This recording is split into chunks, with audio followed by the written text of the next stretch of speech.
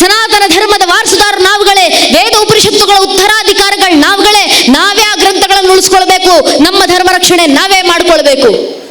ನಾವು ನಮ್ಮ ಗ್ರಂಥಗಳನ್ನು ಓದಿಲ್ಲ, ಇನ್ಯಾರು ಬಂದು ಓದ್ತಾರೆ? ನಾವು ನಮ್ಮ ಯಾಗ ಯಜ್ಞಗಳಿಗೆ ಬರಲಿಲ್ಲ, ಇನ್ಯಾರು ಬರ್ತಾರೆ? ನಾವು ನಮ್ಮ ಮಠ ಮಂದಿರಗಳಿಗೆ ಬರಲಿಲ್ಲ, ಇನ್ಯಾರು ಬರ್ತಾರೆ? ನಾವು ನಮ್ಮ ಹಬ್ಬ ಹರಿದಿನಗಳನ್ನು ಆಚರಿಸಲಿಲ್ಲ, ಇನ್ಯಾರು ಬಂದು ಆಚರಿಸ್ತಾರೆ? ನಾವು ನಮ್ಮ ಪರಂಪರೆಯನ್ನು ಉಳಿಸಲಿಲ್ಲ, ಇನ್ಯಾರು ಬಂದು ಉಳಿಸ್ತಾರೆ? ಈ ಸನಾತನ ಹಿಂದೂ ಧರ್ಮದ ರಕ್ಷಣೆ ಆಗನ್ನ ಹಿಂದುವಾಗಿ ನಾನು ಮಾಡಲಿಲ್ಲ ಅಂದ್ರೆ ಇನ್ಯಾರು ಬಂದು ಮಾಡ್ತಾರೆ? ನಮ್ಮ ಕಾರ್ಯ ಸ್ವಾಮಿ ಇದು. ಈ ಧರ್ಮದಲ್ಲಿ ಹುಟ್ಟಿದ್ದೀವಿ ಅಂದ್ರೆ ಜನ್ಮಸಹ ಜವಾಬ್ದಾರಿ ಧರ್ಮ ಉಳಿಸೋದು. ಈ ಧರ್ಮದಲ್ಲಿ ಹುಟ್ಟಿರೋದು ಸಾಮಾನ್ಯ ವಿಚಾರ ಅಲ್ಲ. ವಿಷ್ಣು ಪುರಾಣದಲ್ಲೇ ನಮ್ಮ ಪೂರ್ವಿಕರು ಬರೆದಿದ್ದಾರೆ.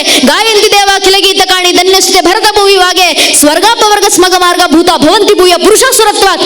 ಅರ್ಥಾತ್ ನಮ್ಮ ಪೂರ್ವಿಕರು ಬರೆದ್ರು, ಭಾರತದಲ್ಲಿ ಹುಟ್ಟಬೇಕು, ಭಾರತದಲ್ಲಿ ಹಿಂದುವಾಗಿ ಹುಟ್ಟಬೇಕಂದ್ರೆ ಸಾಮಾನ್ಯದಲ್ಲ. ಹಿರಿಯರು ಹೇಳ್ತಾರೆ, ಹಿಂದೂ ಧರ್ಮದಲ್ಲಿ ಹುಟ್ಟಬೇಕಂದ್ರೆ 7 ಜನ್ಮ ಪುಣ್ಯ ಮಾಡಿರ್ಬೇಕು. ಈ ಧರ್ಮದಲ್ಲಿ ಹುಟ್ಟಿದ ನಂತರ ನಾನೊಬ್ಬ ಹಿಂದೂ ಅಂತ ಹೇಳ್ಕೊಂಡು ತಿರುಗಾಡ್ಲಿಕ್ಕೂ ಯೋಗ್ಯತೆ ಇರಬೇಕು ಅಂತ ನಮ್ಮ ಹಿರಿಯರು ಹೇಳ್ಕೊಟ್ಟಂತ ಮಾತು. ಅಂತ ಸರ್ವಶ್ರೇಷ್ಠ ಧರ್ಮದಲ್ಲಿ ಹುಟ್ಟಿದ್ದೀವಿ ನಾವು. ಈ ಧರ್ಮವನ್ನು ಉಳಿಸ್ಬೇಕಂದ್ರೆ ಮುಂದಿನ ಪೀಳಿಗೆಯನ್ನ ಜಾಗೃತಿಗೊಳಿಸಿ, ಆ ಮಕ್ಕಳಿಗೆ ಧರ್ಮದ ಬೋಧನೆಯನ್ನ ಮಾಡಿ. ನಮ್ಮನ್ನಲ್ಲಿ ಭಗವದ್ಗೀತೆ ಪುಸ್ತಕ ಇದೆ, ಮಕ್ಕಳಿಗೆ ಓದಿಸೋಣ. ಅಂದು ಕುರುಕ್ಷೇತ್ರ ರಣರಂಗದಲ್ಲಿ ಕಣ್ಣೀರಿಟ್ಟಿದ್ಯಾರು? ಅರ್ಜುನ.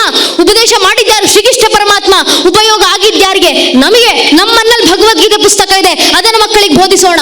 ಅಂದು ಕಣ್ಣೀರಿಟ್ಟಿದ್ಯಾರು? ಶ್ರೀರಾಮಚಂದ್ರರು. ಉಪದೇಶ ಮಾಡಿದ್ಯಾರು? ವಶಿಷ್ಠರು.